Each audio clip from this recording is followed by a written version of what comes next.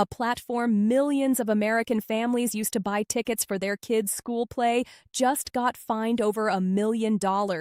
Not for a hack, not for a data breach, for something far simpler and far more common than you'd think. Most cybersecurity stories you hear about involve a hacker breaking in from the outside. Someone stealing passwords, someone planting malware, someone breaking through a firewall in the middle of the night. Today's story is different, and honestly, I think it's more important. There was no hacker involved here at all. A completely legal, everyday business, one that schools across the country actually used, got fined over $1 million for something it was doing quietly and, on the surface, seemed harmless. No break-in, no stolen passwords, just data being handled the wrong way. Welcome to Cyber Safety Brief, where we explain simple cybersecurity advice for everyday Americans. This video is based on authentic, legal, and publicly available cybersecurity and privacy information. Everything here is for awareness and protection only. Nothing in this video involves hacking, unauthorized access, or anything illegal. We are simply walking through a real regulatory case and what it means for you. Here's the short version of what happened. A digital ticketing platform used by schools across the country to sell tickets for things like sporting events, theater performances, and school dances was investigated by California's privacy regulator. The investigation found that the platform required visitors to accept tracking technologies just to use the site without giving people a real, functional way to opt out. That tracking data was then used to power targeted advertising. As a result, the company was ordered to pay a fine of $1.1 million and was required to change how it operates going forward. Now, in my opinion, this case deserves way more attention than it got. Most people scrolled past this story without a second thought, because on the surface it sounds boring. A ticketing website got fined. So what? But if you actually sit with what happened here, it tells you something much bigger about how normal, everyday platforms handle your data and what happens when they get it wrong. Let's break this down properly, point by point, because I think there's a real lesson in here for regular people, for parents, and honestly for anyone who runs a business or a website of any kind. Point 1. The company wasn't secretly stealing data. It was doing something far more common and far easier to overlook. Here's what I think people misunderstand the most about privacy violations. We tend to picture some shadowy company secretly harvesting your data behind your back, like a spy operation. That's not what happened here. What actually happened is something far more mundane and, honestly, far more common across the internet than most people realize. The platform required people to accept certain tracking technologies simply to use the website at all. There wasn't a genuine choice involved. You either accepted the tracking or you couldn't buy the ticket you needed for your kid's basketball game or school play. That information about your visit was then used to feed targeted advertising, meaning your browsing behavior on that site was being packaged and used to show you or influence ads elsewhere. What most people underestimate is how normal this setup actually looks from the outside. You visit a website, a little banner pops up asking about cookies, you click accept because you just want to buy the ticket and get on with your day, and that's it. It looks completely ordinary. The real problem wasn't the tracking itself. Plenty of websites use some form of tracking legally. The real problem was that people weren't given a genuine, working way to say no. In my opinion, that distinction is the entire lesson of this story. It's not about tracking existing. It's about whether you're actually given a real choice. A practical, safe thing you can do here, starting today, is to stop clicking accept out of habit. The next time a cookie or tracking banner shows up, take 3 extra seconds and look for a reject option or a manage preferences link before automatically hitting accept. Most people never do this. It costs you almost nothing, and over time, it meaningfully reduces how much of your activity gets packaged and sold. Point 2. This wasn't a random target. It was a platform used by families, and that matters more than people realize. Here's the part that I think should genuinely concern parents specifically. This wasn't some obscure corner of the internet. This was a platform that schools across the country relied on for everyday things, buying a ticket to a Friday night football game, a homecoming dance, a school musical. Families trusted it because schools were the ones directing them there. Nobody stops to think twice about a link their kid's school sent them. The way I look at it, that's exactly why this case matters so much. When a platform is embedded into something as trusted as a school system, people's guard goes down completely. You're not thinking about data privacy when you're rushing to buy a ticket before a school event sells out. You're thinking about getting your kid there on time.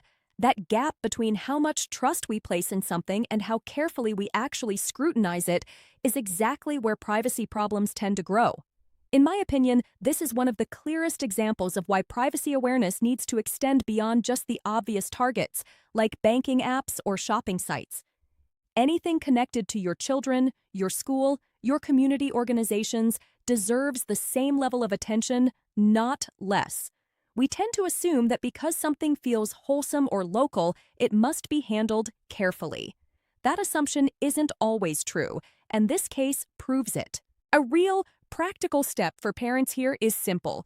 If your child's school sends you a link to a third-party platform for tickets, forms, or payments, take 30 seconds before entering any personal information to check whether the site clearly explains what it does with your data. You don't need a law degree to do this. Just scroll to the bottom of the page and see if there's a visible privacy policy link, and see if a cookie banner actually gives you a real choice rather than a single accept button with no alternative. Let me know in the comments if you or your kids have used a ticketing platform like this for a school event. I'd genuinely like to know how common this experience is. Point 3. The fine wasn't just about money, it forced the company to change how it actually operates. This next point is something a lot of people miss when they hear about fines like this. It's easy to hear a headline number, $1.1 million, and assume that's the whole story. The company pays, everyone moves on, nothing really changes.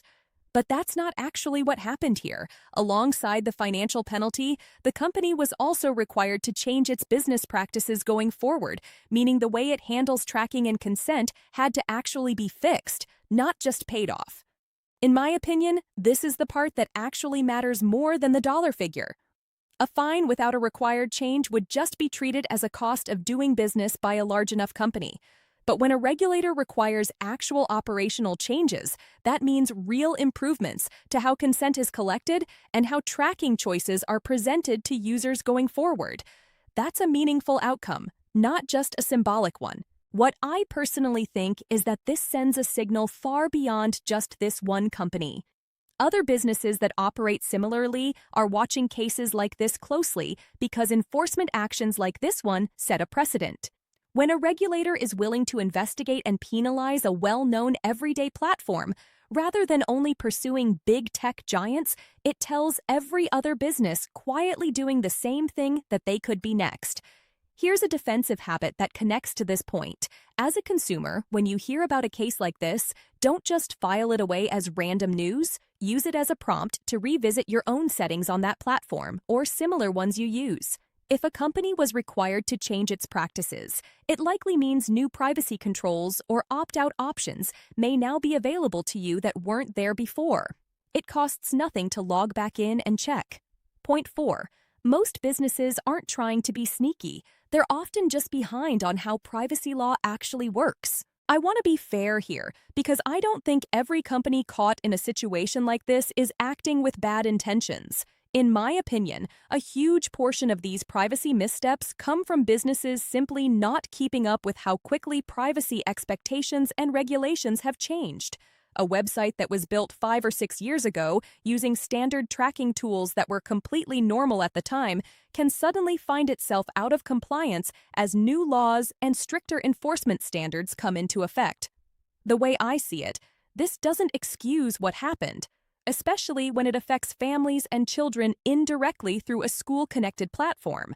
But understanding this helps explain why cases like this keep happening across so many industries, not just shady operators, but everyday businesses that simply didn't update their systems as fast as the rules around them changed. If you run any kind of small business, even something as simple as a local service website or an online store, this case is a genuinely useful wake-up call. It's not about becoming a legal expert overnight. It's about doing a basic, periodic review of how your website handles visitor data. Does your cookie banner actually give people a functional way to decline tracking, or does it just have one big accept button? Do you know which third-party tools on your website are collecting visitor data behind the scenes, sometimes without you even realizing it because they came bundled with a plugin or widget? These are reasonable, non-technical questions any business owner can ask, and asking them now is far cheaper than answering them after a regulator does. I would also like to know your opinion here. Do you think most of these privacy violations come from businesses being careless? Or do you think it's more about companies simply not investing enough in keeping up with changing rules? I think it's a mix of both, but I'm curious what you think. Point 5. This case is a preview of what's likely coming for a lot more everyday platforms.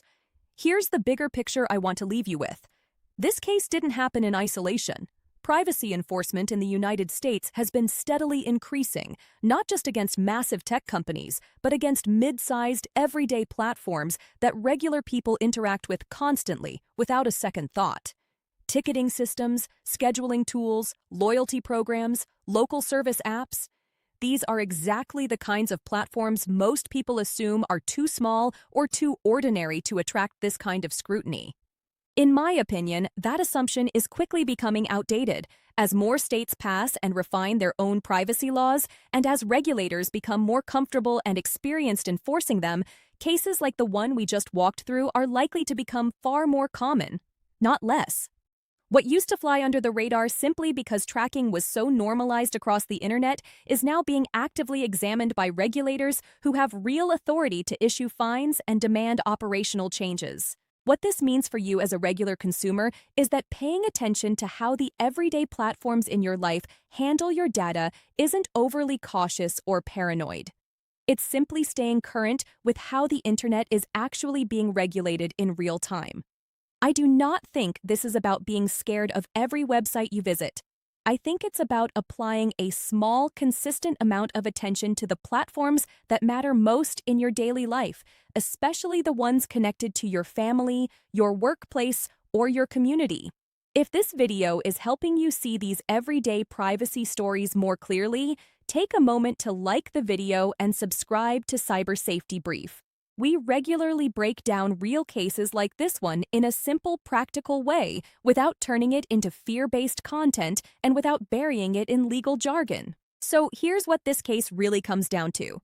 A trusted, everyday platform used by schools and families across the country was found to be requiring tracking without giving people a genuine way to opt out and using that data for targeted advertising. It wasn't a hack. It wasn't a data breach in the traditional sense. It was a consent problem, and it cost the company over $1 million, along with a requirement to change how it operates. In my opinion, the biggest lesson here isn't really about this one company at all. It's about recognizing that privacy problems don't only come from obviously shady corners of the internet. They come from the ordinary trusted platforms woven into our everyday lives, school ticketing sites, local service apps, community platforms, the places we let our guard down the most. Taking a few extra seconds to actually read a cookie banner, checking whether a platform gives you a real choice, and periodically reviewing the settings on the apps connected to your family costs you almost nothing, but it puts you meaningfully ahead of where most people are right now. Stay alert, stay informed, and stay safe online.